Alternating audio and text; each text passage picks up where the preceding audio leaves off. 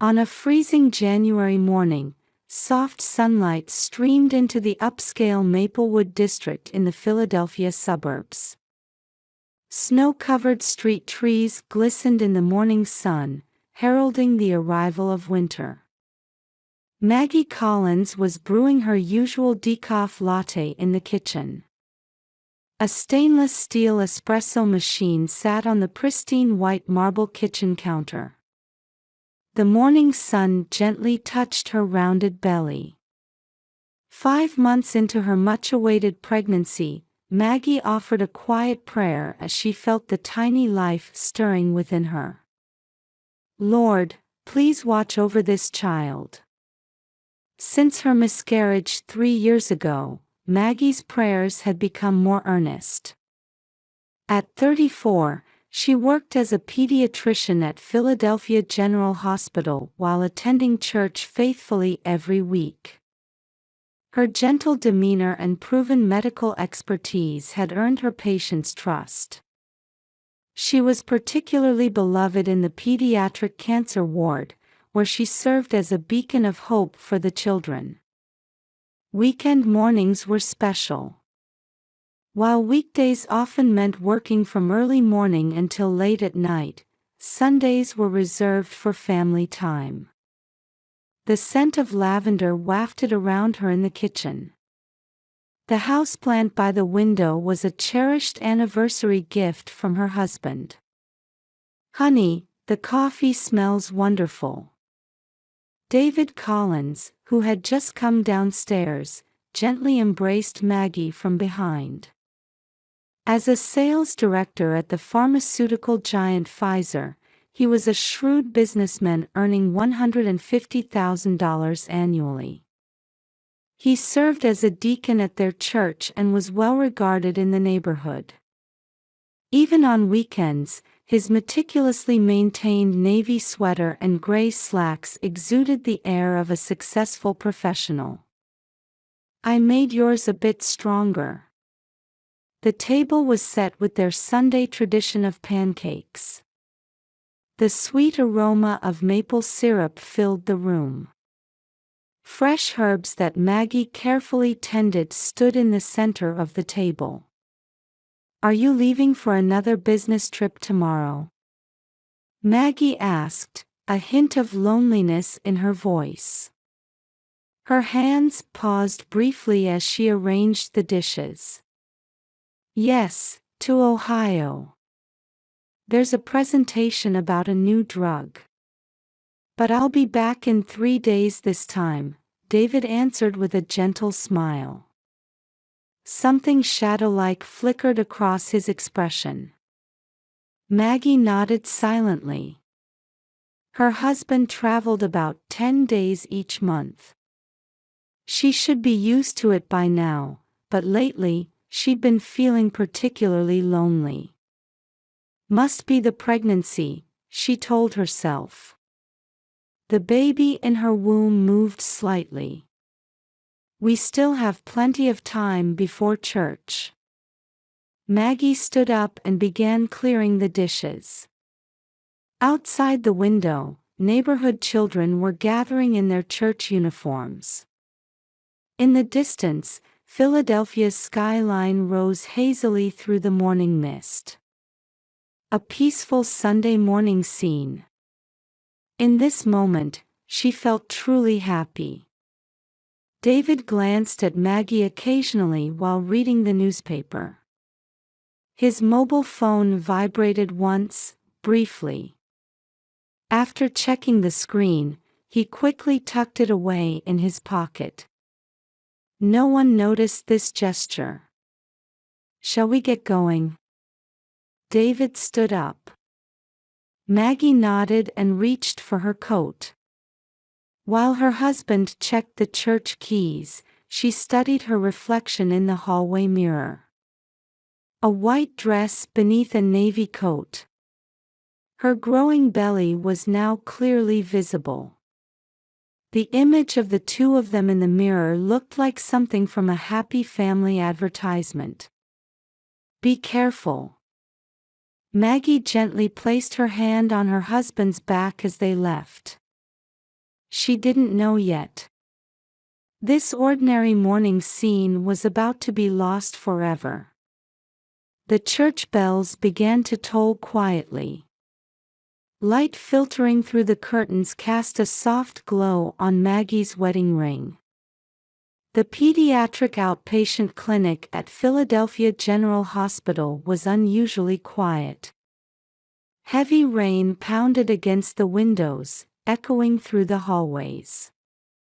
Dark clouds blanketed the sky, making it seem darker than usual for a winter afternoon. Maggie Collins sat in her examination room, organizing patient charts with a tired expression. Post-night shift fatigue weighed heavily on her, compounded by post-lunch drowsiness.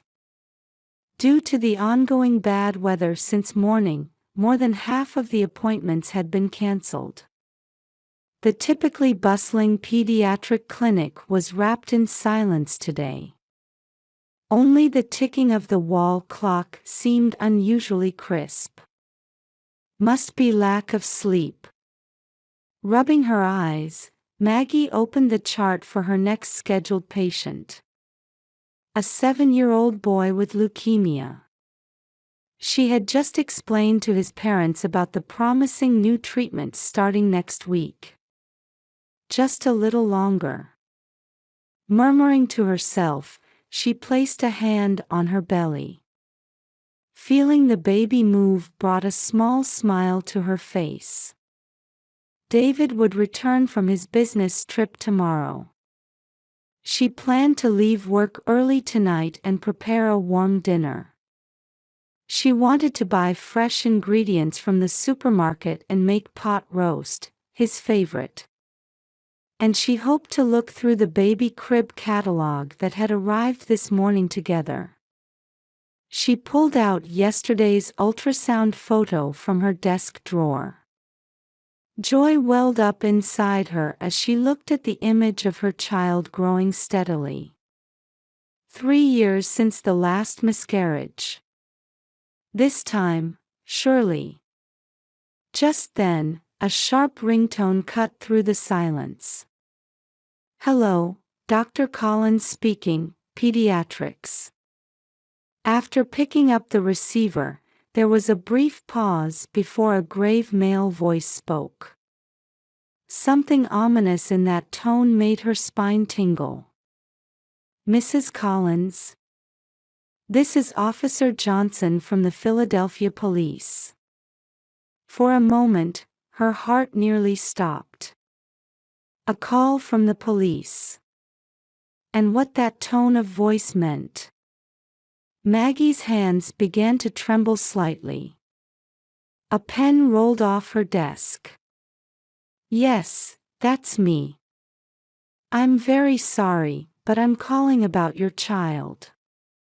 An alarm-like sound rang through Maggie's head. The sound of rain outside suddenly seemed to fade away. "My baby.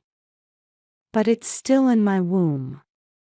The police officer fell silent for a moment at her confused response. The silence felt eternal.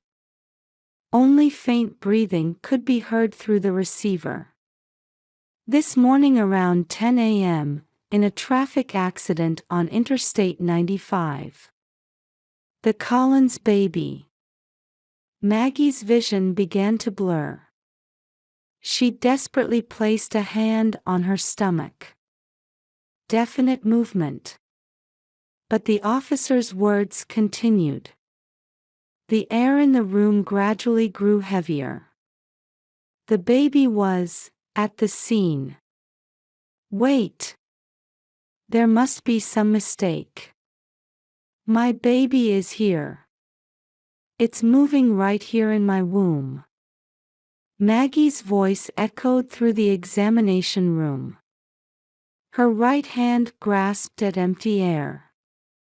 Her trembling left hand pressed protectively against her stomach.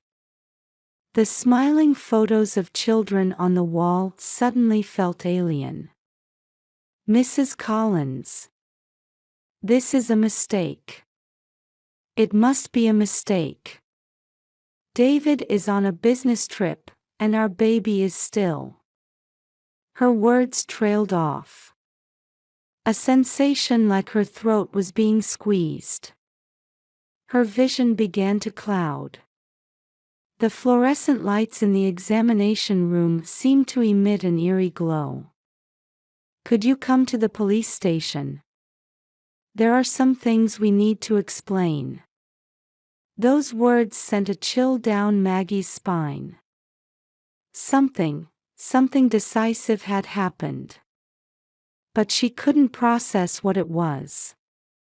The ultrasound photo on her desk seemed to mock her. I'll come now. Her hand shook violently as she put down the receiver. She stumbled as she tried to stand. Leaning against the examination room wall, she took a deep breath. Her phone, with the message she had sent to David this morning still unread, slipped from her white coat pocket. In the hallway, Nurse Mary wore a worried expression. She must have heard Maggie's shouts. When explaining the situation to her supervisor, Dr. Thomas, Maggie felt as if her own voice was echoing from far away. Her concerned supervisor's face seemed to shimmer as if viewed underwater. Let me call a taxi. You're in no condition to drive. I'll accompany you. Maggie shook her head, brushing off those words. A trace of professional pride as a doctor remained. I'm fine. I am a doctor after all. Those words rang hollow. She was aware of it herself. Right now, she wasn't a doctor. She was just a pregnant woman trembling with anxiety. As she changed from her white coat into civilian clothes in the locker room, she was overwhelmed by a sense of losing touch with reality. Her reflection in the changing room mirror felt like looking at a stranger. On her way to the parking lot, she called David's cell phone numerous times. But only his usual voicemail message played repeatedly. Her husband's voice sounding poignant through the rain. David, please. When she inserted her car key, large raindrops rolled down her cheeks. She couldn't tell anymore if they were rain or tears. She sat motionless in the driver's seat for a while. Maggie offered a prayer to the small statue of the Virgin Mary on her dashboard. Please let this be a bad dream. Her car slowly pulled out through the rain that obscured her vision.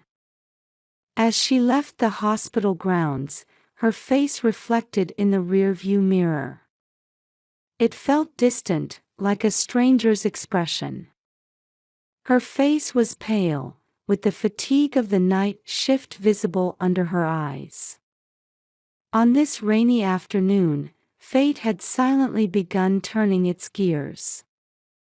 An ambulance siren wailed in the distance, its sound dissolving into the rain. When Maggie arrived at Philadelphia Police Headquarters, her hair was soaked from the rain. As she entered the lobby, warm air enveloped her cold cheeks. A female police officer sat at the reception desk. I'm Collins. I received a phone call. The female officer smiled kindly at Maggie, who couldn't finish her sentence.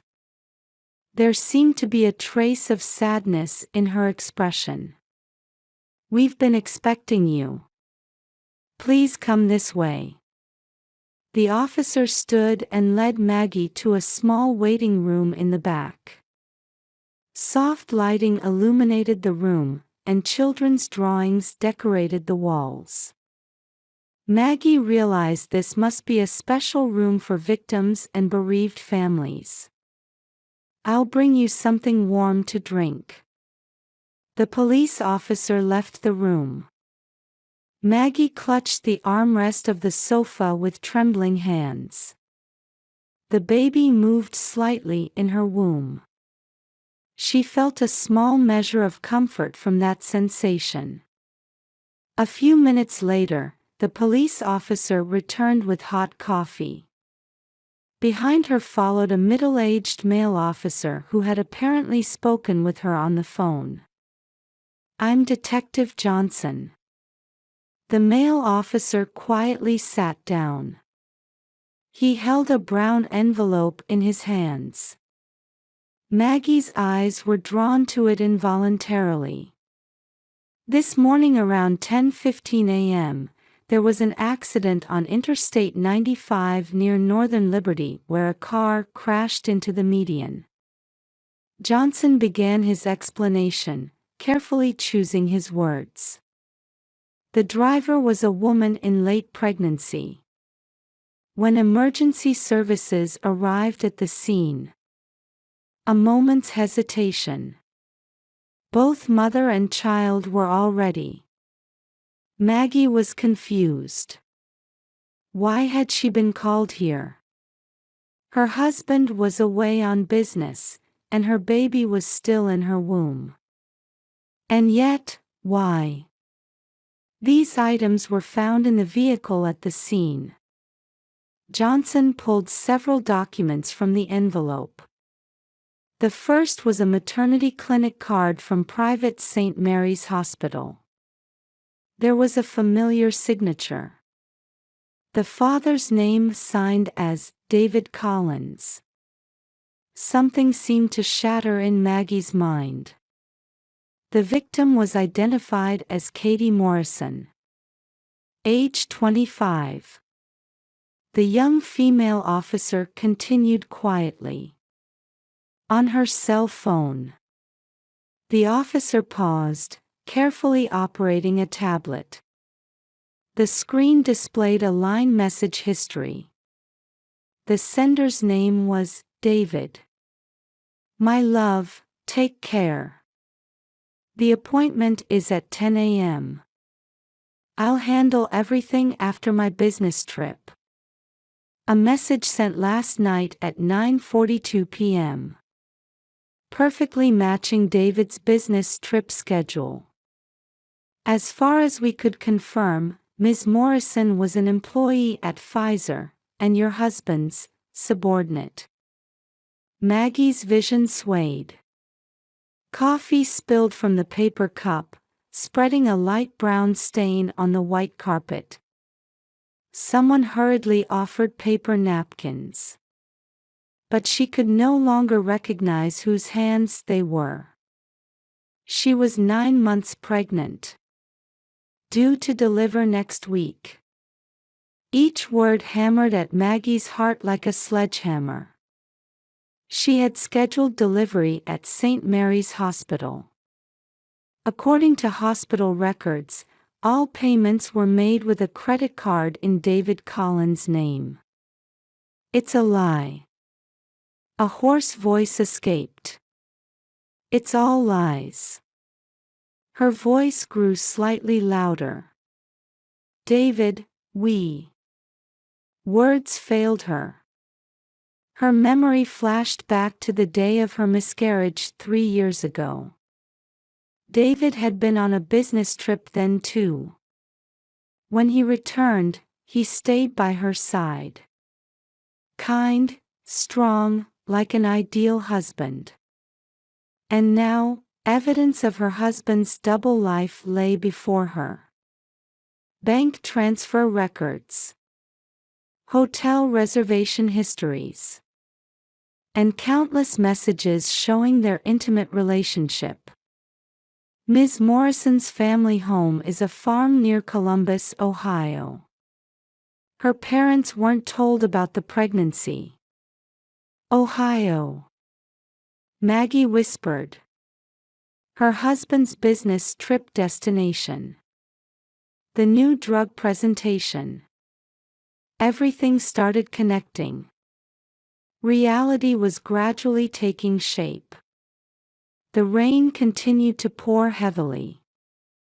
Outside the window, police car lights reflected off the raindrops, dancing blue and red lights. Maggie stared blankly at those lights. "This is..." The female officer handed over a blood-stained notebook. "Katie's pregnancy diary, recovered from the accident scene." On the last page, dated yesterday, was a short entry. "Dear baby, tomorrow we'll meet your daddy's doctor. Finally, we can be a real family." In Maggie's mind, all the gears clicked into place. St. Mary's Hospital. Her husband's new drug presentation. And this morning's accident. When she saw the attending physician's name on the maternity clinic card, Maggie's heart nearly stopped. Alex Thomas. Her supervisor. Everything had been planned. "Ma'am, are you all right?" The female officer's voice echoed distantly. Maggie tried to stand, but her legs trembled and wouldn't move. The air in the room suddenly felt thin. The bathroom. Before she could reach the hallway, Maggie lost consciousness. The female officer quickly caught her falling body. Outside, an ambulance siren began to wail. The rain beating against the windows, like tears from heaven, showed no signs of stopping. In the upscale Maplewood district, Maggie Collins sat in the study chair, waiting silently in the darkness. After losing consciousness at the police station, she had refused to be taken by ambulance, choosing to return home on her own out of professional pride as a doctor. Now, all she could do was wait. Evidence documents from the police were spread across the desk. The maternity clinic card. Phone records. Hotel receipts. Bank transaction statements. And Katie's blood-stained pregnancy diary. All telling the story of her husband's betrayal. The clock struck 8 p.m. Suddenly, the sound of the front door opening echoed through the house. "Maggie! Where are you?" David's distressed voice. He must have rushed back after receiving the police call. Footsteps hurried up the stairs. The study door burst open, and David rushed in. "Maggie! I got a call from the police." His words trailed off. In the dim study, his wife was staring at him with cold eyes. The documents on the desk. And Katie's blood-stained diary clutched in Maggie's hands. "Tell me everything about Katie." A quiet but ice-cold voice. The blood drained from David's face. "That's... she's dead. The baby too." Maggie's voice was emotionless. As if talking about someone else's affair, stating facts. "I want to know. Since when? Why? 3 years ago, during my miscarriage, were you with her then too?" David collapsed into a chair by the wall. Lightning flashed outside the window. "It started 2 years ago." The confession began in a low voice. "We met during new employee training in the sales department. At first it was nothing. But she, unlike you. Unlike me." Maggie's voice trembled. "You're always focused on work, thinking about patients even at home. Katie was different. She only looked at me." Thunder roared. Maggie placed a hand on her abdomen. The baby moved anxiously. When she found out she was pregnant, she was overjoyed. She said she'd leave everything to me. Dr. Thomas was the one who recommended St. Mary's Hospital. Dr. Thomas too. A new pain shot through Maggie's chest. Even her trusted supervisor had been complicit in this deception. While playing the ideal supervisor in front of me, he was arranging the delivery of your mistress. Maggie, Shut up. At the sudden shout, David shrank back. You were lying even when praying in church.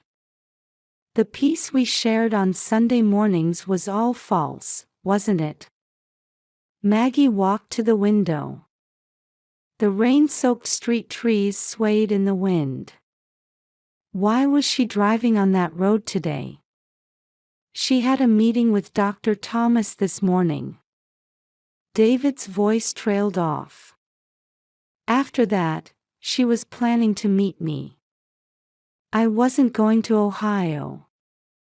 I was waiting at a nearby hotel. Maggie slowly turned around. There were no more tears.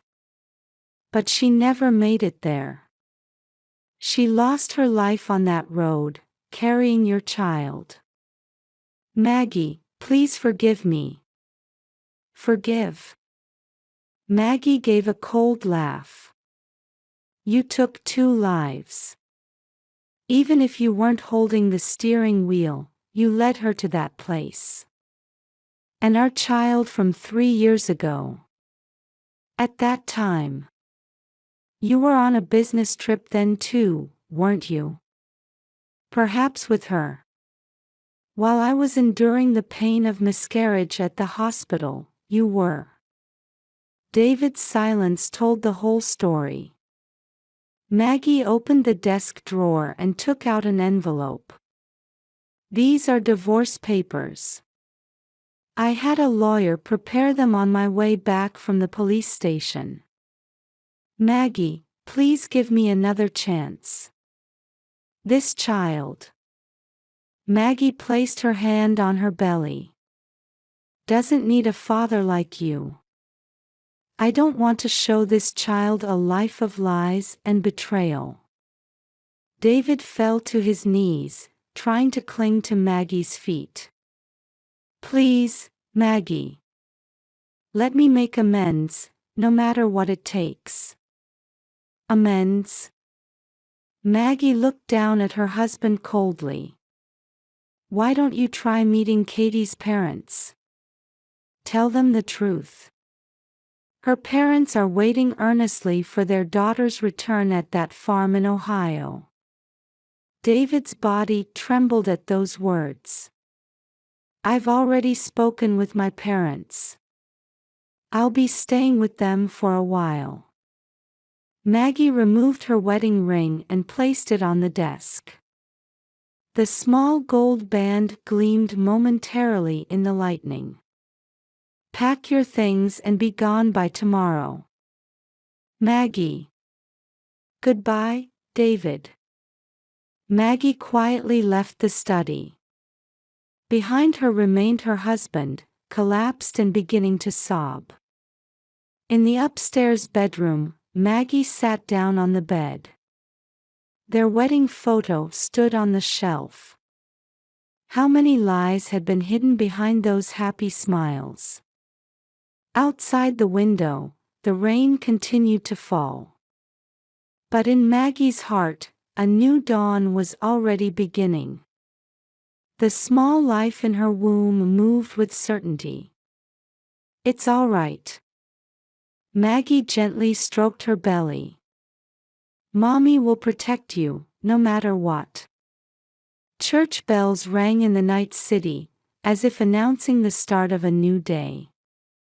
Maggie closed her eyes quietly in the darkness. 1 year later, a baby's laughter echoed through the hallways of Boston Children's Hospital. "Grace, you shouldn't scatter Mommy's important papers." Maggie Collins gently stroked her daughter's head while picking up scattered documents from the floor. It was the proposal for establishing a new pediatric cancer treatment center, documents for the new project she was working on as department head. Grace and Collins. A baby girl born safely last spring. With her mother's warm eyes and engaging smile that drew people in, she had become the hospital's little mascot. "Dr. Collins, preparations for the next meeting are complete," her secretary Jennifer called out. Maggie nodded and picked up her daughter. "Mommy has to go to work now. Be good and play nicely with everyone in the daycare room." After dropping her daughter at the hospital daycare, Maggie headed to the conference room. Outside the window stretched the Boston cityscape. Life had changed dramatically since that day. It had been a year since leaving Philadelphia and starting a new life in Boston. While the challenge of being a single mother wasn't easy, every day was fulfilling. Her parents had become her greatest supporters, fully backing her as she established her new life. The church community had warmly welcomed her. And above all, Grace's presence had become her new hope. Today, I'd like to discuss our family support program for pediatric cancer patients. Maggie's voice in the conference room was filled with conviction. She believed there was support that only those who had experienced suffering could provide. Rainbow Bridge, founded last year. The nonprofit organization supporting single mothers was already helping many mothers and children. They gathered regularly on weekends to share experiences and encourage one another. The presence of companions who shared similar experiences was what healed wounded hearts. Meanwhile, another story was unfolding in Ohio. After learning the truth, Katie Morrison's parents filed a lawsuit against Pfizer and David. The settlement money became the foundation for a scholarship program for young mothers. The Katie Morrison Memorial Scholarship provided educational opportunities to young women in difficult circumstances each year. The Morrisons prayed for their daughter and grandchild's souls at church every month. And occasionally, they wrote letters to Maggie. Like innocent people sharing their grief. "Thank you for the photos of your little girl. I'm sure Katie and the baby in heaven are rejoicing too." So read the letter that arrived last week. David Collins's downfall had been swift. The company fired him immediately. He was expelled from the church. Former colleagues and friends turned their backs on him all at once. The last she heard, he was working as a construction worker somewhere in California. Dr. Thomas also lost his medical license and left the hospital. Creating false medical records had been an irreversible mistake. "Maggie, the next patient is ready." A nurse's voice brought Maggie back to reality. Children in the pediatric cancer ward were waiting for her today too. "Yes, let's go." In her white coat pocket was a photo of Grace. Every time she looked at her smiling daughter, Maggie renewed her determination. She would continue to stand by those in vulnerable positions. She would transform the pain she had experienced into hope for others. That night, Maggie held her daughter while gazing at the starry sky outside the window. "You know, Grace, our story is just beginning. The baby showed a peaceful sleeping face in her mother's arms. Outside the window, a spring breeze gently swayed the street trees. As she felt the arrival of a new season, Maggie quietly closed her eyes. Her decision to break the chain of hatred and revenge and choose the path of love and forgiveness was bearing fruit. It was a story of healing wounded souls. And above all, it was proof of her determination to live as a mother. The old church bells rang in the distance. Another hope-filled tomorrow was about to begin.